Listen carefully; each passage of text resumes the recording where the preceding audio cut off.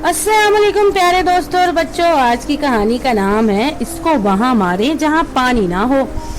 शहर में चोरी और डकैती की वारदातें आम थी।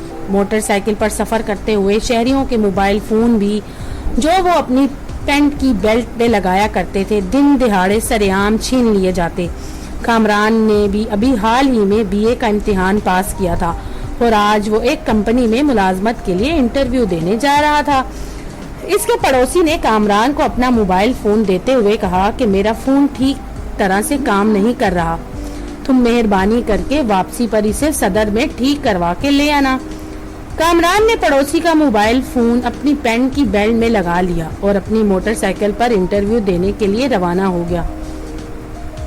रास्ते में एक दूसरी मोटरसाइकिल पर सवार दो लड़कों ने कामरान की मोटरसाइकिल के करीब अपनी मोटरसाइकिल लाते हुए कामरान का मोबाइल फोन एक झटके से छीन लिया और अपनी मोटरसाइकिल को तेज दौड़ाते हुए भाग गए।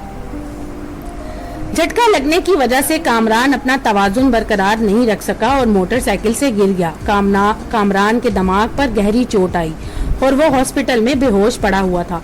मोहल्ले के सभी लोग कामरान को पेश आने वाले हादसे की इत्तला सुन के हॉस्पिटल पहुंच गए और मोबाइल फोन छीनने वाले को बुरा भला कहने लगे। इसको वहां मारे जहां पानी न मिले। कामरान के पड़ोसी ने गुस्से से मोबाइल छीनने वाले को बद्दुआ देते हुए कहा और सभी कामरान के होश में आने और सेहतयाब होने की दुआएं मांगने लगे। तो दोस्तों, अगर आपको ये कहानी पसंद आए तो मेरे चैनल को लाइक और सब्सक्राइब जरूर कीजिएगा।